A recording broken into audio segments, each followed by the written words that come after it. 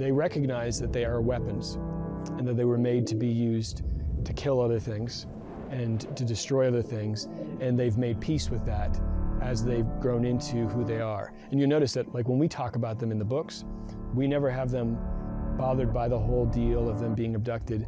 They're almost always looking at that as, well, if it didn't happen, there wouldn't be a human race to protect anymore.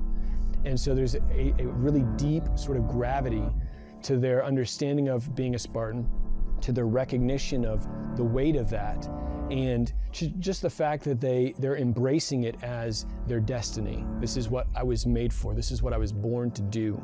They're not seeing it as a situation where they were given a shortchange. They're seeing it as this is the way it was supposed to be. And so their attributes are solemn acceptance. They, almost all of them, have this sense of, we're here, we're gonna die one day, and it may be tomorrow, it might be 10 years from now, it's gonna happen. It'll probably happen in battle, but we're gonna do what we've been called to do until that happens. This is about Master Chief's journey, his past and his future. For Chief, it's interesting because he's reunited with Blue Team, and this is the first time that we're seeing him actually rely on other people and be a part of a unit. There's also someone else looking for answers, searching for him. On the flip side, you've got Fireteam Osiris, who's a brand new team. They've never really fought together before, and I guess there's a parallel there for, kind of where we were at with Halo 4. There's the fact that we built a studio and made a game at the same time. That's pretty crazy if you actually knew what that entails. Next year will be 20 years for me in the industry, and the stories I heard on the Halo 4. I think a lot of us did, and I definitely felt a lot of pressure. The bar was so high, and nobody believed that we could do it, and so it was kind of up to us to prove everybody wrong. We brought in these amazing, talented people to make a game, but they've never worked together before.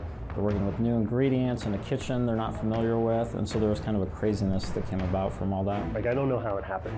All of the things that could be against a team were against a team. We had to earn the right to carry that Halo mantle, and I think that when you are in games and when you're in entertainment, there is no sure thing. We've got this big galaxy-spanning story. Oh, there's these attacks that are happening on colonies. There's this massive destruction that's happening. Somebody stop it, somebody save the day.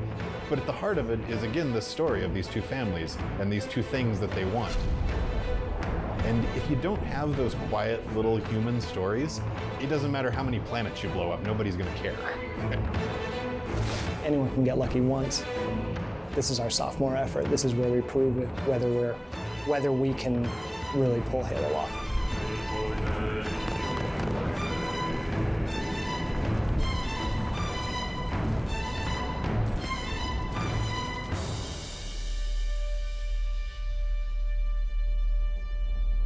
Mechanics, systems, fiction, and world. There's many other bubbles we could talk about, and maybe in the future we will, but these are the ones I want to focus on today.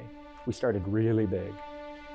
New platform, can do anything. For those of you that have been in a platform transition, it's not easy. That changes a lot of things. It changes your technology, your tools, your pipeline. We didn't want to do things that kind of fit into the mold of existing Halo. But it's mostly opportunistic. It was more, what can we do to continue to evolve the franchise? So there was a lot of how does Halo fit into this new platform? What are things that we can do now that we could never do before? So everything that we're doing is about trying to bring innovative new experiences that take advantage of Xbox One and showcase the unique capabilities of that experience. We had our whole team rolling off of 4. We wanted to engage everyone in coming up with new ideas. We had a couple hundred people all pitching things on what the next game could be. So we had to start massive, fail, fail, fail. We failed a lot until we kind of came up with spaces that we were happy with. For us, a lot of what we spent this time on was just kind of figuring out what the long-term roadmap for the studio and for the technology. I'm looking at how do we make sure we keep ahead for making sure that we're moving forward to make our engine, our tools, the best for our creative teams. With the way that we're doing it, we're continuing to develop tech, but at the same time, we need to kind of start working on the next project. And so every one of those decisions you make is taking little chunks out of the end game from somebody.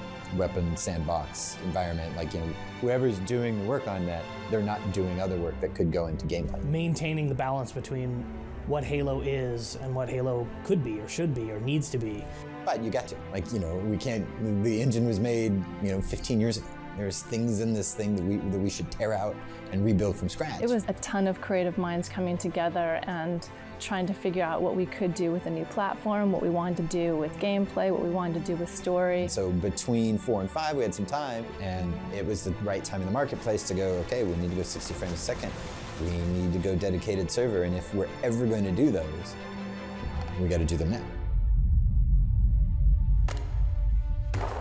Every other Spartan, every soldier, when they hear about this, they're gonna hate us. There is a certain limitation that you've got when you've got one character that's sort of driving the universe. You'll actually be playing as our new Spartan, Spartan Locke, as well as Master Chief and Blue Team. We need to answer that question of who else out there is a badass and who else out there is somebody you'd want to play as. We wanted somebody who had a very distinct contrast to the Master Chief. It's more interesting when Chief has maybe not an antagonist, but kind of a wild card. He's gonna go try to capture the hero of the story. I'm not so much hunting a Spartan as I'm hunting the Spartan. How do we find a way so that Locke is just doing his job? Chief has always been very much shoot first, ask questions later.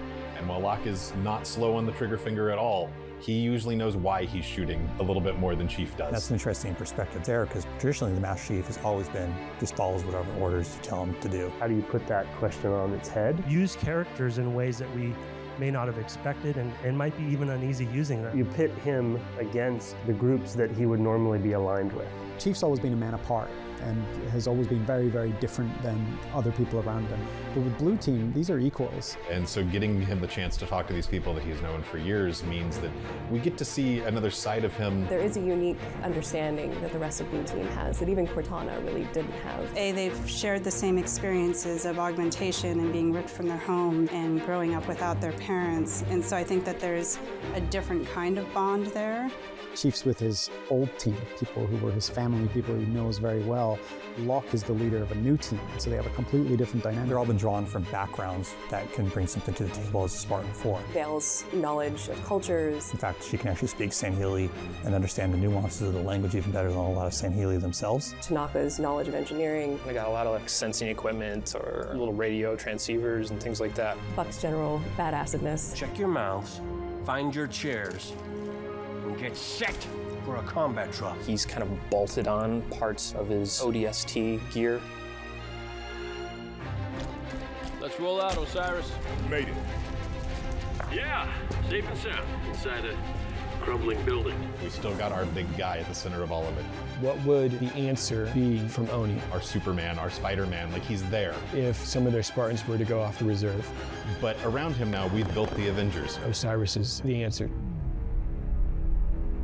Let's talk about the creative pillars. The world is your playground is our first pillar. You want to make the mechanics that enable the most cool stories to happen. You can make the player feel really powerful, or you can make the guns feel really powerful. That's where Spartan abilities really came online, where it was like, what about movement? What about the suit? We have all these different movement abilities. It changes all our metrics, our jump metrics, distance. It changes the flow of combat. How do you do an encounter if a character skips B and goes straight to C and then comes back to B? How do you make that encounter interesting? We get to do more as artists. We get to build new ledges, build secret tunnels, things like that. Stuff that we might not necessarily do in a single player game. I think the term we always have internally is your team is your weapon. On my target. Engage the elite. Canuck, help there. On it. We always assumed there were 4 people. Even when people don't have a co-op partner to play with, we're putting the extra Spartans in there. I'm a longtime Halo fan, and every Halo I have felt had some big, big innovation. I would hope that people would look at Halo 5 and say, oh yeah, holy crap, Musketeers. They won't say Musketeers because that's our code name. I don't even know the origin of that. I think we just needed a term for our autonomous AI companions that kind of follow you through the campaign. We focused on the 2 fundamentals, the one being they're a well-integrated part of the sandbox. They'll play the game along with you, they'll fight with you, they'll revive you if you go down. Revive's a new mechanic in Halo 5. One of the big draws of Revive was we wanted to embrace that co-op gameplay. How could we get players to kind of stick together and work together more? And the other being orders, which I think is potentially a big innovation for Halo. get in that vehicle, move over to that spot. You see this too? Attack that enemy. Take that target on the ground. Pick up that weapon. Changing tactics. It's a balancing trick because you don't want the Musketeers to be too effective. You don't want a player to be running around exploring the new Halo world and then the Musketeers kill everything. We still want the player to feel like the hero. We will have had 2 programmers spend the whole project on that problem. Enemy near that Give turret. the player some very simple set of capabilities. If you kind of tell them to rush up the middle, all the AI will kind of focus their fire on the Musketeers, allowing you to flank. And then the player's going to come up with ways of using it that we haven't even thought of. Maybe that's not innovation, but it's a crazy challenge. If that's a big risk across the team, I feel like we've taken 15 or 20 huge risks on a similar scale. It's huge. It's super ambitious and big and crazy, but it's like half of what we started with. Halo 5, I think, to put it in a nutshell, was about not getting too comfortable with knowing we could make a Halo game. You can do it once. You can do that crazy Halo 4 thing once, but you don't want to repeat that. You want to get better and better at making a Halo game. The confidence we've had in this project to take on some of the technical challenges. Just 60 frames a second would probably be enough to put on paper 3 years ago and have us go like, no way. There's a lot of work. We're establishing infrastructure. We're making, kind of laying the foundation that we're going to build on top of for the future, whether it's, this game or whether it's the next game or whether it's something else down the line. And I hope people will look back and they'll say, oh, that's where that started. It can be a tough transition, it can be hard, but then once you have that path, then you got it. Because I can see where we could go and where I want to go. There's definitely a human drama at the core of that and how these 2 teams relate to each other as they cross paths. It is about heroism, but not an individual heroism. It's the convergence of the players' abilities, the tools that they've picked up along the way, and then the situation that they're thrusted into. Halo's kind of got that in spades. I think we'll have done a good job if people are shocked at the end of the game and surprised by the direction that took. I think the biggest question that Halo asks when someone grabs a controller and starts playing it is, how far can you push this thing?